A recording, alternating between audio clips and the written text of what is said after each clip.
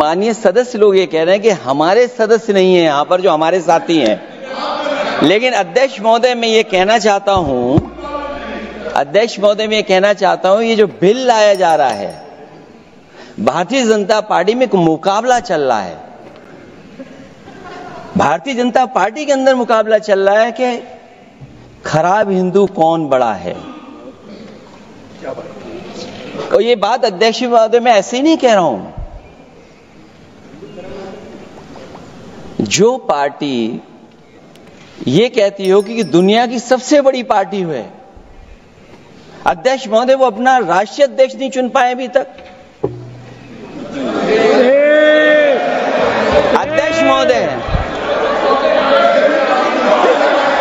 अध्यक्ष महोदय भारतीय जनता पार्टी क्या है?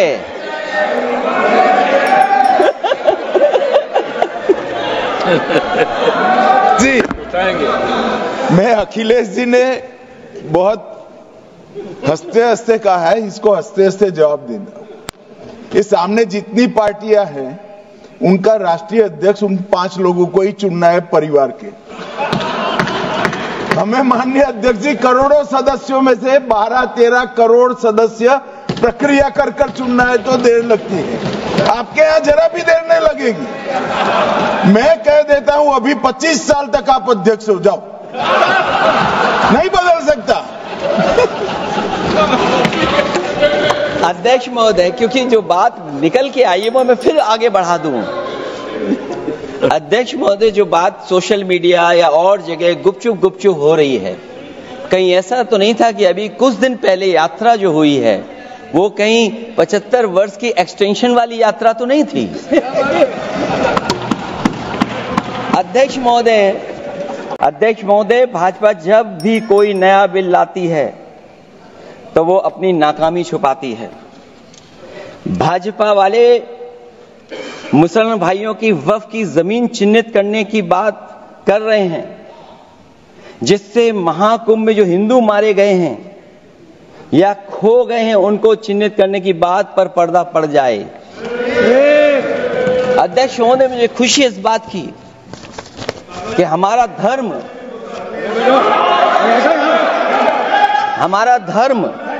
अध्यक्ष महोदय नहीं कुछ कहना चाहते हैं नहीं प्लीज उनको अलाउ नहीं किया। अध्यक्ष महोदय कुंभ में आस्था सबकी है, कोई ऐसा नहीं जिसकी आस्था ना हो। और कुंभ कोई पहली बार नहीं हो रहा था। ये भारतीय जनता पार्टी के लोगों ने ऐसा प्रचार किया कि 144 वर्षों के बाद पहली बार महाकुंभ होने जा रहा है और लोग निकल पड़े। सरकार ने कहा कि हमारी तैयारी 100 करोड़ की है। आप कहते टेक्नोलॉजी का हम इस्तेमाल करेंगे, जमीनों को हम मैपिंग कर करके डेटा एंड रिकॉर्ड ठीक करेंगे।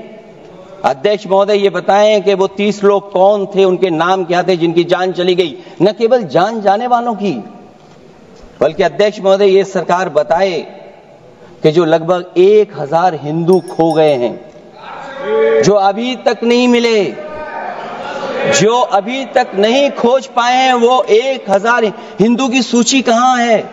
वक्फ समझने के लिए भारतीय जनता पार्टी की सोच क्या है? और ये अध्यक्ष महोदय जब ये कह रहे हैं कि इससे कारोबार होगा, अध्यक्ष महोदय धर्म की चीजों से कारोबार नहीं हो सकता। हमारे उत्तर प्रदेश के मुख्यमंत्री जी ने भी कहा कि कारोबार होगा।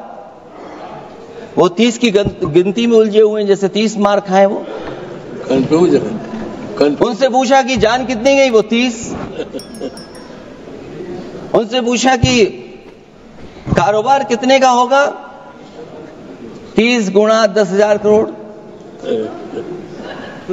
सोचिए, कुंभ हमारा क्या कारोबार की जगह है? और फिर उसका कौन नापेगा, कैसे नालाएगा? और फिर हमारे माननीय मंत्री जी कह रहे हैं कि जमीन चाहे वो रेलवे की हो, चाहे वो डिफेंस की हो, वो भारत की जमीन है। मैं भी स्वीकार करता हूं कि रेलवे की जमीन भी भारत की है, डिफेंस की भी जमीन भारत की है। क्या डिफेंस की जमीन नहीं बेची जा रही मंत्री जी? अध्यक्ष महोदय, क्या रेलवे की जमीनें नहीं बेची जा रही हैं? अध्यक्ष महोदय, केवल यहां तक नहीं, कितना हस्तक्षेप होता है। वक्फी भारत के, इसीलिए तो कहीं ना कहीं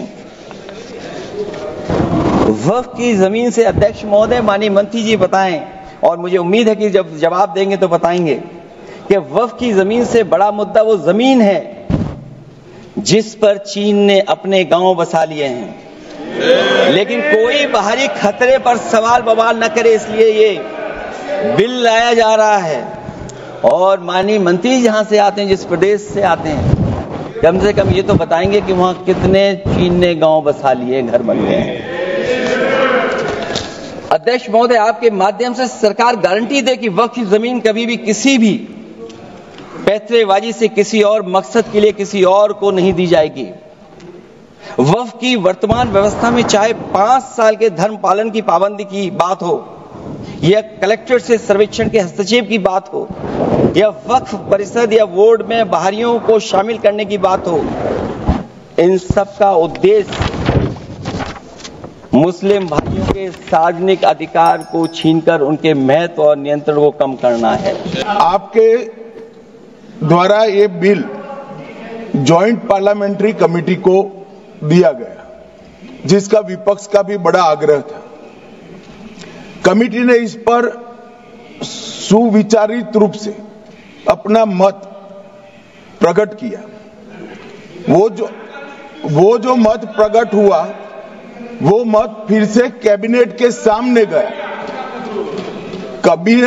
कमेटी के जो सुझाव थे, ये भारत सरकार की कैबिनेट ने स्वीकार किए और अमेंडमेंट के रूप में किरण रिजिजू जी लेकर आए। ये तभी होता है जब ये ऑफिशियल अमेंडमेंट कैबिनेट की अनुमोदन के बगैर आता है। मान्यवर, मैं नहीं मानता इसमें कोई पॉइंट ऑफ ऑर्डर है, और आपका ही आग्रह था कि कमेटी ज्वाइंट पार्लियामेंट्री कमेटी बने।